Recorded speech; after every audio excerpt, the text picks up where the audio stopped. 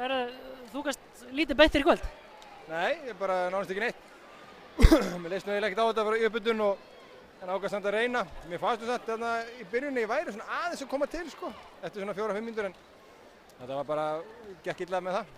Þetta reddaðist? Þetta var bara mjög gott og mjög sérstakt reyndar, ég held að fyrst getur ég fagna tapleik sko, þannig að mjög spes að gera það en þetta er bara ótrúlega, ég næði svona valla ennþá, ég bjóst í rauninni aldrei við því að fara á þessa keppni á mínu ferli og það verður eitthvað bíó sko.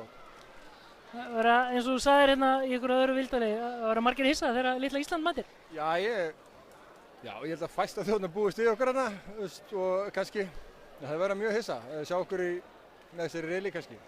En ég ætla að vita stöðulinn á okkur sko, að vinna þetta. Það er langt í þetta en eins og Einar Bolla sagði, við ætlum ekki að vera eitthvað fallbyssufóður á þessari keppni, eða það? Nei, við förum til að reyna að vinna einhverja leiki. Á móti sömu þjóðum verða svolítið mismiklu möguleika en ég held að við getum alveg unnið einhverja þjóðir þarna sem eru að koma inn á Eurobasket. Ég sé alveg nokkra sem við hefum séns. Spánverjar?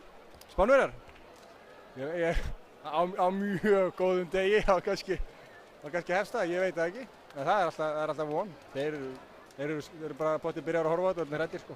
Miður möguleiki? Ég segi það. Við vorum flottir á móti Gasol bræðrunum og Haukur. Það er mismatch. Mér hlakka til. Já, mér líka.